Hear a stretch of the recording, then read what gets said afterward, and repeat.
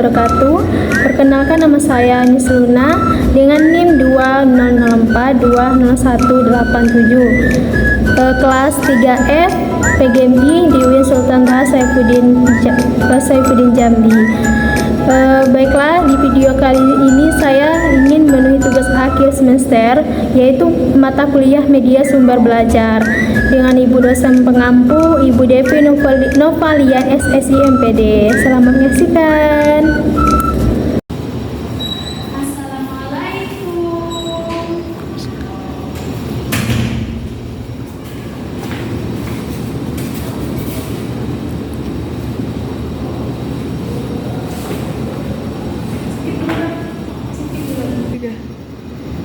Baiklah, sebelum kita mulai pelajaran, ada baiknya kita membacakan doa terlebih dahulu. Ibu pimpinnya Sipiriana. Baiklah, selesai doa kita pada hari ini. Ibu mau nanya nih, kabar anak-anak ibu bagaimana sih? Apakah sudah sarapan? Sudah? Alhamdulillah. Baiklah. Ada yang masih ingat pelajaran kita yang minggu lalu apa? Masih ya? Alhamdulillah masih ingat ya. Baiklah, pada hari ini ada yang tahu nggak kita pelajaran apa hari ini? Nggak ada yang tahu? Nggak. Baiklah, kita pada hari ini adalah mempelajari tentang sistem pencernaan pada manusia. Mungkin anak-anak ibu di sini kan setiap kita makan apapun itu, mungkin kayak bakso, jajanan, pasti ada prosesnya di dalam tubuh kita gitu.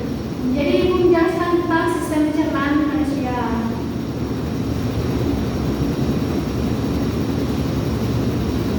Nah, apa sih sistem pencernaan? Sistem pencernaan itu yaitu adalah proses pemecahan makanan menjadi molekul sederhana. Sistem ini berfungsi untuk mencerna dan menyerap nutrisi yang dibutuhkan tubuh. Adapun dari definisi ini ada juga terdiri dari dua pencernaan, yaitu pencernaan mekanik, yaitu pengubahan makanan dari bentuk basah menjadi halus dengan bantuan gerakan alat pencernaan gigi, lambung, dan lain sebagainya.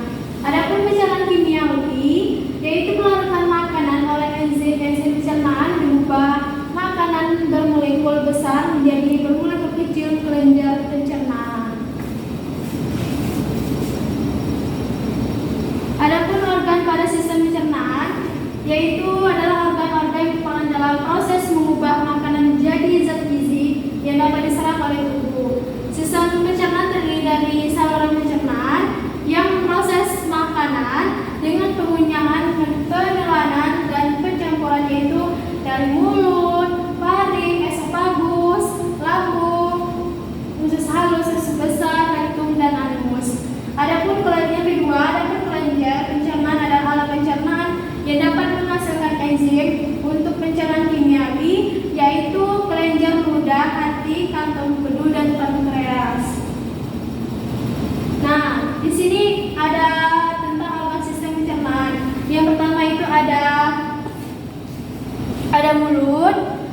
Yang pertama ada mulut, yaitu tempat masuknya makanan, dimulainya proses pencernaan mekanik dan kimiawi. Makanan akan dikunyah menjadi potong kecil dan dicampur dengan air liur yang mengandung enzim amilase.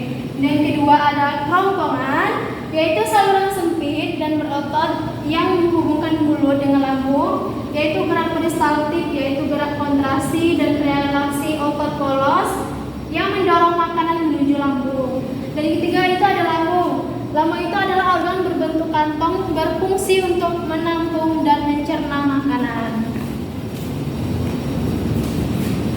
Nah, selanjutnya itu lambung itu ada pencernaan pada lambung ada dua.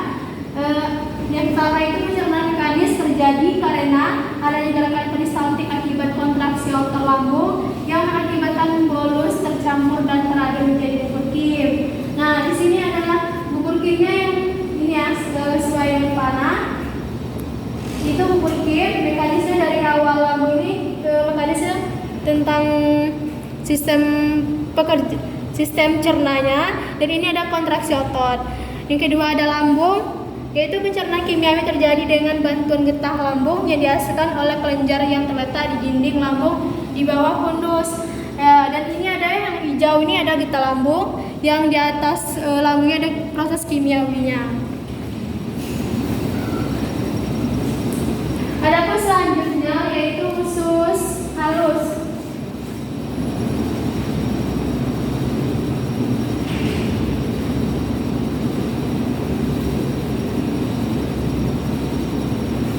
Usus halus yaitu terpanjang dalam sistem pencernaan dengan panjang sekitar 6 sampai 8 cm. Usus halus terdiri dari 3 bagian, yaitu duodenum kurang besar dari 25 cm, 2 jejunum besar dari 2,5 cm, 3 ileum besar dari 3,6 meter. Usus halus berfungsi untuk mencerna makanan secara kimiawi dengan bantuan enzim-enzim dari pankreas, hati, dan empedu serta menyerap zat-zat gizi ke dalam darah. Yang kedua itu adalah pankreas, fungsinya itu menghasilkan enzim pencernaan seperti amilase, lipase, dan tripsin. Yang selanjutnya ada hati, yaitu memproduksi empedu, menyimpan glikogen, dan mengatur metabolisme. Selanjutnya ada kantong empedu. Kantong empedu itu yaitu menyimpan cairan empedu yang dihasilkan oleh hati. Yang selanjutnya ada usus besar, kolon, yaitu sisa makanan yang tidak tercerna dan tidak terserap oleh usus halus akan masuk ke usus besar.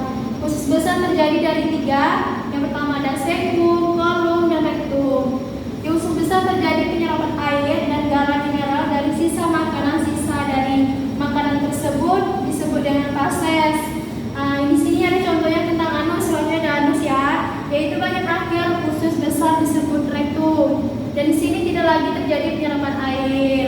Rektum dapat berkontraksi sehingga menimbulkan defekasi. Defekasi adalah proses pengeluaran zat sisa pencernaan melalui anus.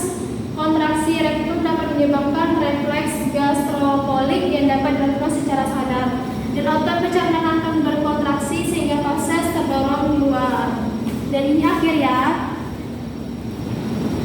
Nah, di sini ada bagannya organ pada sistem pencernaan. Yang pertama tadi ada mulut, kedua ada kerongkongan, dan ketiga ada esophagus, dan keempat ada lambung. Yang keenam ada usus halus dan ke rektum dan juga anus. Nah, di sini badan membawakan medianya sistem pencernaan manusia.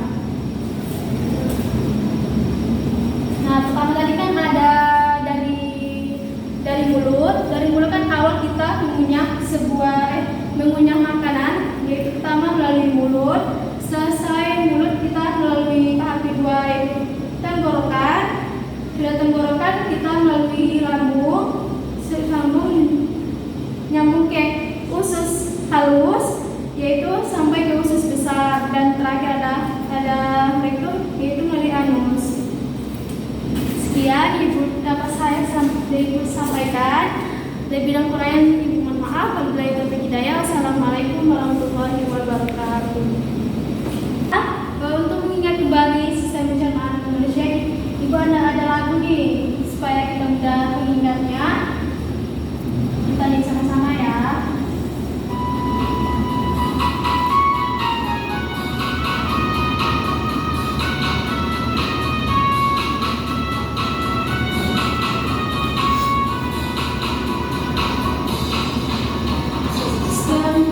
Pencernaan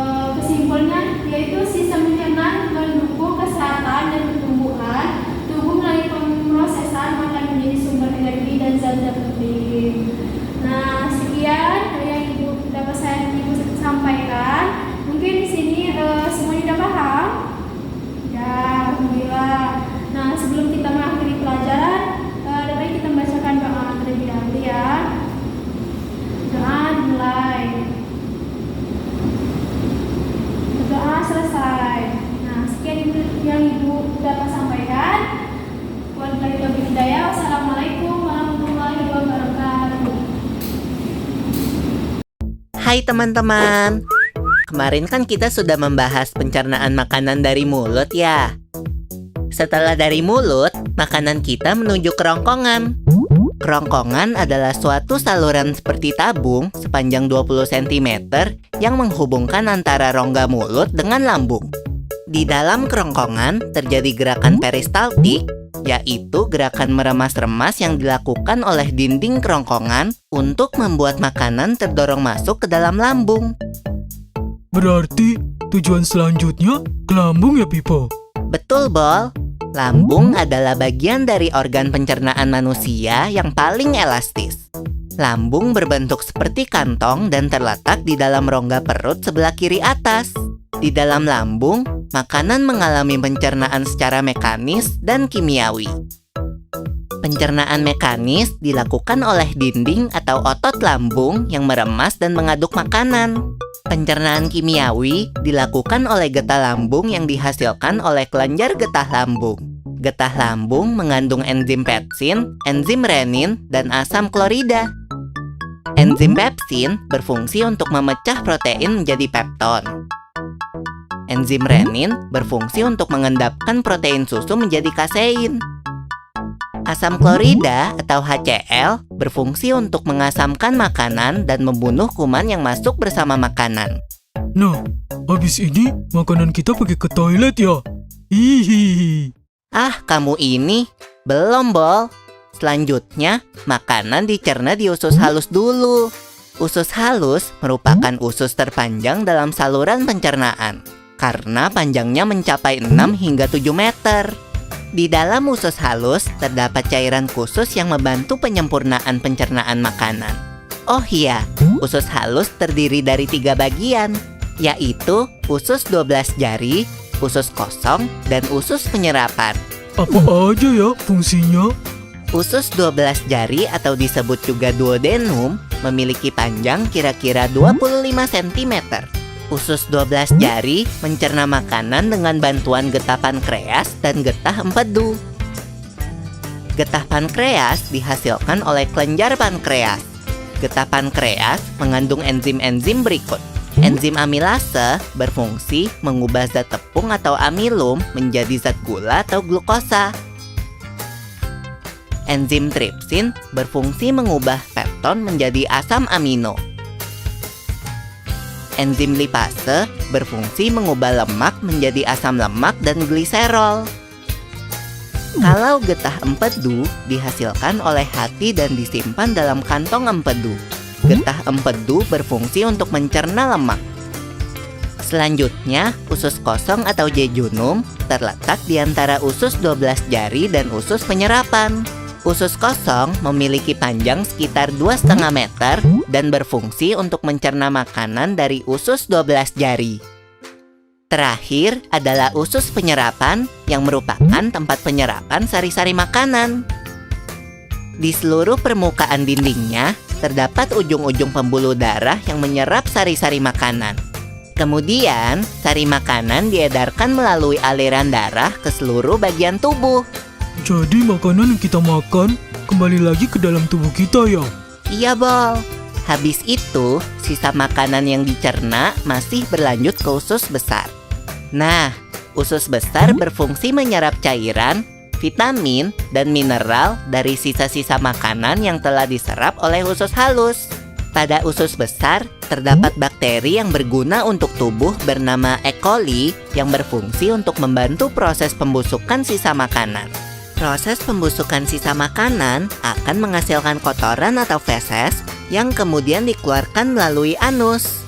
Oh gitu. Nah, gimana dengan mulus? Itu disebabkan oleh apa ya, Pipo? Organ terakhir yang bernama rektum adalah ujung muara dari usus besar yang berfungsi sebagai tempat penyimpanan feses sementara. Ketika rektum terisi penuh dengan feses, maka saraf akan mengirimkan respon kotak yang menimbulkan rasa ingin buang air besar. Anus adalah lubang di bagian bawah pantat yang berfungsi sebagai tempat keluarnya feses dari tubuh. Jadi begitu ya, seluruh proses pencernaan dalam tubuh kita. Iya, Bol. Seenak-enaknya makanan yang aku makan, ujung-ujungnya untuk dibuang lagi. Tapi ingat, kan ada juga sari makanan yang menyebar menjadi energi untuk tubuh kita. Betul juga ya. Oh ya Pipo, ngomong-ngomong soal pencernaan, kamu pernah sakit perut gak? Tentu saja, Bol. Kenapa ya perut kita bisa sakit? Nanti akan kita bahas bersama di video selanjutnya ya, Bol.